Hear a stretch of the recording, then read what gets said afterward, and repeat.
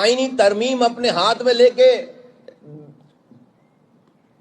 پھر رہے سالے اسمبلیوں میں منتیں کرتے پھر رہے ہیں کہ یار یہ آئینی ترمیم شامل کر لو، آئینی ترمیم شامل کر لو، پورے پاکستان میں اختیارات و وسائل آ جائیں گے نیچے۔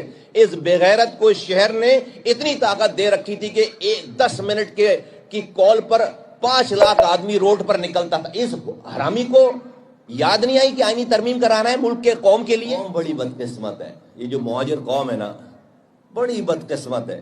ہم تو کبھی کبھی اب سوچتے ہیں تو پتہ نہیں کیا غلطی ہوئی ہم سے، کیسا کرمنل ملا ہمیں، 40 سال لگا دیے اس کے پیچھے، ابھی بھی یہ بچوں کھا رہا ہے، بچے کھا رہا ہے، یہ کھا گیا پوری قوم کو، یہ بے غیرت آدمی پوری نسل کھا گیا میری، یہ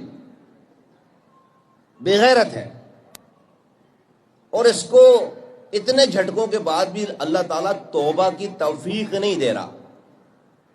میں تو اس کے پیچھے اس کے لیے یہ دعا کرتا تھا، اب نہیں کروں گا، کہ اللہ میاں اس کو توبہ کر کے، اس کو بھی جو زندگی دی توبہ کر کے یہ اٹھے، زندگی دنیا سے جائے۔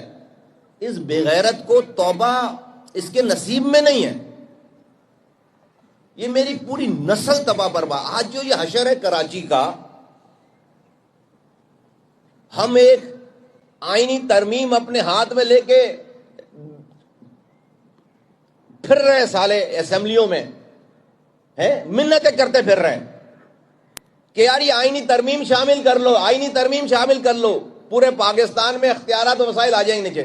اس بغیرت کو اس شہر نے اتنی طاقت دے رکھی تھی کہ 10 منٹ کی کال پر 5 لاکھ آدمی روڈ پر نکلتا تھا۔ اس حرامی کو یاد نہیں آئی کہ آئینی ترمیم کرانا ہے ملک کے قوم کے لیے،